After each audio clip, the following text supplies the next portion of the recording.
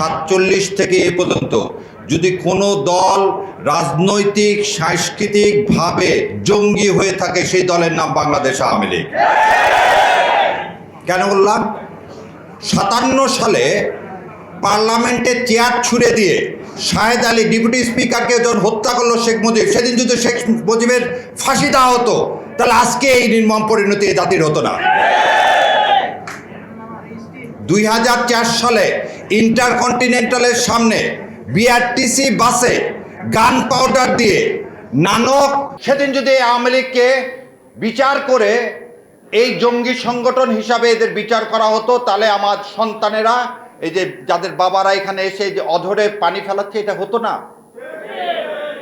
আজকে কথায় কথায় যে আমার ভাই বললো টকশোতে আসলে হঠাৎ শুনবেন একটা নতুন বয়ান, আরে 24-এ কয়জন মারা গেছে, আপনারা দ্বিতীয় স্বাধীনতা বলেন। ওনারা কখনো 24-এর সাথে এই বিচারের সাথে আপনাকে কিছু জিনিস অ্যাড করতে হবে। কি কি অ্যাড করতে হবে? 2009 সালের সেনাবাহিনীকে হত্যা, এই 57 জন অফিসার দিয়ে আমার পুরা সেনাবাহিনীকে হত্যা করা হয়েছে এবং এস্টাবলিশ করতে চাওয়া হয়েছে বাংলাদেশ আর ভারত এক, অতএব বর্ডার গার্ড দরকার নাই, আমরা স্বাধীন সার্বভৌম দেশ। ভারত পুশিন করে, ভারতের কাছে আবার অনুরোধ, নতুন ত্রিবেদী সাহেব আসছে, তার কাছে অনুরোধ, আইন টাইন কিছু লাগবে না, পুশিন তো করতেছেন রাত্রেবেলা, দয়া করে আওয়ামী লীগের লিডার শেখ হাসিনা আর আমার হাদির আশেমেদেরকে দয়া করে পুশিন করেন। কোথায় করবেন? আমরা যে সাদরে ফুলের মালা নিয়ে দাঁড়ায় থাকবো। চান পুশিন করতে, তাহলে এদেরকে পুশিন করেন, ছোট ছোট মা বাচ্চাদেরকে করেন না। আসলে বিচার কার করবেন? মোদি আসলে দেশে, একটা দেশের প্রাইম মিনিস্টার আসছে, মানুষ তার বিরোধিতা করছে। আপনি পাখির মতো সেদিন 2023 সালে ব্রাহ্মণবাড়িয়াতে 23 জন মানুষকে মেরে ফেলে দিলেন। 21 সালে পাখির মতো অন্য দেশের একজন প্রাইম মিনিস্টার, আজকে যে কথা বলা হচ্ছে, শাওন যে কথাগুলো বলতেছে, আমার মুখে এগুলো আনা যাবে না, লা হাওলা ওয়ালা কুওয়াতা ইল্লা বিল্লাহ। এটা যদি গণতন্ত্র হয়, তাহলে একটা দেশের প্রধানমন্ত্রী আসছে, আমার কয়েকটা ছেলে পেলে দাঁড়াইছে তার বিরোধিতা করতে, আপনি পাখির মতো গুলি করে মেরে ফেলে দিবেন? তাহলে এই সংগঠন জঙ্গি না? 71 সালের জানুয়ারি ফেব্রুয়ারি মাসে চট্টগ্রাম, ঈশ্বরদী, সিরাজগঞ্জ, সান্তাহার, এই সমস্ত জায়গায় বিহারি মারছেন 1,20,000। 1,20,000 বিহারিকে আপনি হত্যা করলেন সেদিন। স্বাধীনতা যুদ্ধ শুরু হয়েছে তো 25শে মার্চ। আপনি জানুয়ারি ফেব্রুয়ারি মাসে একটা স্বাধীন দেশে কি পাকিস্তান আর্মি হত্যা করছে বিহারিদেরকে? তাহলে মুজিববাদী যখন এদেশে স্বাধীনতা সংগ্রাম শুরু হয়নি তখন হত্যা করলেন, তাহলে সেই দল জঙ্গি না? তাহলে আগুন সন্ত্রাস করলেন আপনি, লোক হত্যা করলেন আপনি, জঙ্গি হলেন আপনি, আর 13 সালে তকমা দিয়ে দিলেন বিএনপি আর জামাতকে জঙ্গি বলে। এটার মানে হচ্ছে মিথ্যাচার, আর আওয়ামী লীগ মানে হচ্ছে মিথ্যা। আওয়ামী লীগ মানে মিথ্যা। তো স্বাধীনতা যে নিয়ে যে মিথ্যা করছে, আজকেও তারা সেই মিথ্যাটাই চালায় যাচ্ছে। এবার দ্বিতীয় কথা, বিএনপির এই জুলাই সনদ বাস্তবায়ন ছাড়া কোনো উপায় আছে কিনা? আমার মতে নাই।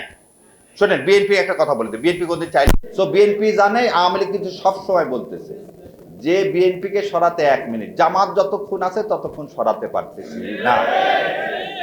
এই উপলব্ধি করে ওনারা যে নাটক করতেছেন, কি সংশোধনের নাটক, এই নাটক ওনারা বন্ধ করবে এবং এটা আমার বিশ্বাস, এটা বন্ধ করবে। কিন্তু বন্ধ করে তারা জুলাইয়ের মধ্যে আসবেনও, কিন্তু সেটা কত দিনে, এই কত দিনের মধ্যে কি আমরা জুলাইকে হারায় ফেলে দেব? সেই জন্যেই আমার একান্ত অনুরোধ, মাননীয় বিরোধী দলীয় নেতার আমার ভাই যেটা বললেন, চলেন গণ আদালত করি। ওনারা যদি গণ আদালত করে মিথ্যা যদি এদেশের মানুষের কাছে স্থাপন করতে পারে রাজাকার বলে, আমরা এবারে সত্যটাকে স্থাপন করি, আওয়ামী লীগের বিচার করি গণ আদালতের মাধ্যমে। ধন্যবাদ আপনাদের সবাইকে। আসসালামু আলাইকুম রহমতুল্লাহ বরকাতুহ। সম্মানিত ভাই এবং বন্ধুগণ, 11 দলীয় ঐক্যের আজকের এই জাতীয় সেমিনারে আমাদের মাঝে অনেক আমন্ত্রিত অতিথিবৃন্দ উপস্থিত হয়েছেন। কিছুক্ষণ পরে সালাতুল জোহরের সময় হবে। জাতীয় সংসদের মাননীয় সংসদ সদস্যবৃন্দ এখানে আছেন। স্বাভাবিকভাবেই আমরা সবাইকে সময় দিতে না পারার জন্য আন্তরিকভাবে দুঃখ প্রকাশ করছি। এ পর্যায়ে আমাদের সামনে বক্তব্য রাখার জন্য অনুরোধ করছি বিশিষ্ট মানবাধিকার নেত্রী, রাজনৈতিক বিশ্লেষক জনাব রুবি আমাতুল্লাহ এখন আমাদের সামনে বক্তব্য রাখছেন। তার তার সমসাময়িক একজন নেতার কথা আমরা বিশ্বে বলি, কারণ মুসলিম বিশ্ব তাকে সেইভাবে মূল্যায়ন করেনি। কিন্তু আমি মনে করি যে তার স্থান নেলসন ম্যান্ডেলার নিচে নয়, তার সমানই হবে।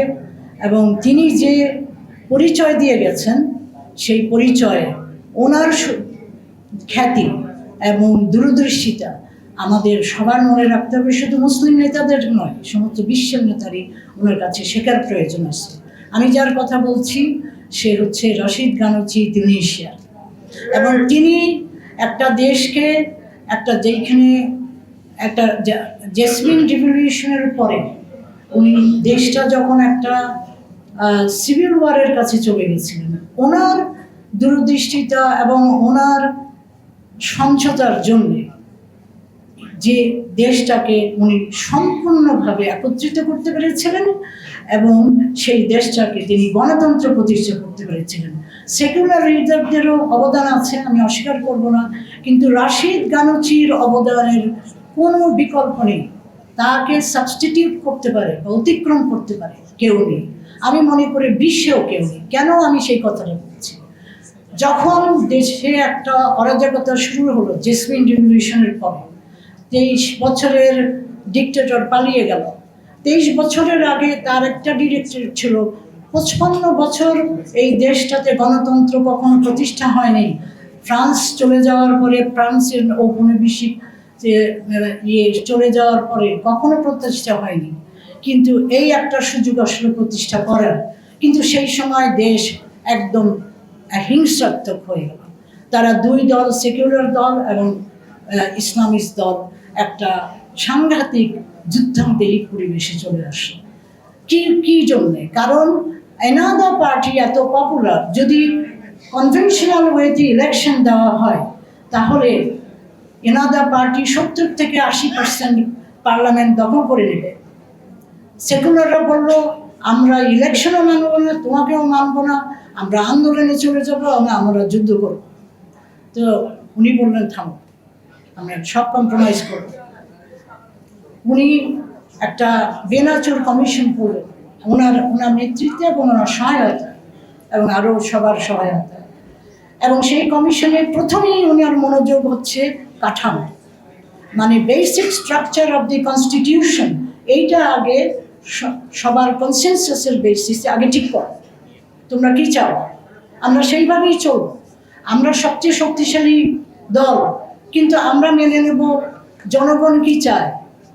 155 জনের বেনাচুর কমিশন, সেগুলি শুধু রাজনৈতিক দল নয়, সব স্টেক হোল্ডাররাই আসে, ইউনিয়ন লিডাররা, এই এনজিও লিডাররা। আমি সংক্ষেপে বলছি যে সে কনসেনসাস হলো সাংঘাতিক কনসেনসাস। 155 জন মেম্বারের মধ্যে 151 জন সাইন করলো যে আমরা এইগুলি চাই। তার মধ্যে একটা হচ্ছে প্রপোর্শনাল রিপ্রেজেন্টেশন। প্রপোর্শনাল রিপ্রেজেন্টেশন যদি হয়, রাশিদ গানুচির পার্টি এনাদা হেরে যাবে, বহু নিচে নেমে যাবে। সে মেজরিটি পাবে কিনা, ক্ষমতায় আসতে পারবে কিনা, সেটাও সন্দেহ আছে। উনি মেনে নিলেন, উনি এটা মেনে নিলেন, আরও কিছু মেনে নিলেন। কিন্তু আমি যে কথা আসছি, একটা সাংঘাতিক জিনিস উনি মেনে নিলেন, যেটাতে ইলেকশনে উনি কোথায় থাকবে 80% পার্লামেন্টারি সিট, সেখানে উনি পেলেন 41 সিটটা হবে। বিচার হচ্ছে একটা সমাজের মেরুদণ্ড, বিচার বিভাগ হচ্ছে একটা রাষ্ট্রের মেরুদণ্ড। যখন বিচার বিভাগ যখন নষ্ট হয়ে যেতে থাকে, অকার্যকর হয়ে যেতে থাকে, সবগুলি অর্গান ফেল করে, সবগুলি ইনস্টিটিউশন ফেল করে। কেন? এটা একটা সত্যি ক্রিটিক্যাল জায়গা। সেটা কোরআনে বলে দিয়েছে, বিচার আল্লাহ ভালোবাসেন। এবং বিলকিস এবং আদিল যেই কথাগুলি ব্যবহার করেছে, ব্যাপক শব্দ, সেই শব্দগুলি হচ্ছে আপনার একটা সম্পর্কের মধ্যে যদি বিচার না থাকে, সম্পর্ক ভেঙে যায়। একটা ফ্যামিলির মধ্যে বিচার না থাকলে সেই ফ্যামিলি অকার্যকর হয়ে যায়। দেশে যখন বিচার না থাকে, দেশ অরাজকতায় চলে যায়। এবং আপনারা বিচার প্রতিষ্ঠার জন্য সুশাসন যে প্রতিষ্ঠা করবেন, তার জন্য কি করছেন? সুশাসন প্রতিষ্ঠার একটা বড় নীতি তো কোরআন বলে দিচ্ছে, চেকস অ্যান্ড ব্যালেন্স। আল্লাহ বলছে চেকস অ্যান্ড ব্যালেন্স না থাকলে দুনিয়া উচ্ছন্নে যেত। এই কথাটা তো 2বার রিপিট করা হয়েছে। আপনারা কোরআন পড়েন এবং দেখেন কত জোর দিয়ে এই কথা বলেছে। দুনিয়া উচ্ছন্নে চলে যাবে যদি চেকস অ্যান্ড ব্যালেন্স আল্লাহ না করতেন, আল্লাহ যদি না করতেন। এবং আল্লাহ করেন কখন? যখন মানুষ সক্রিয় হয়। মানুষ যখন সক্রিয় হয় না তখন আল্লাহ তখন তো হিদায়াত করেন না। তো কাজে আমার বক্তব্য হচ্ছে যে আপনারা ওইখানে কম্প্রোমাইজ করবেন না, যেই কম্প্রোমাইজ করলে পরে দেশ দাঁড়াতে পারবে না।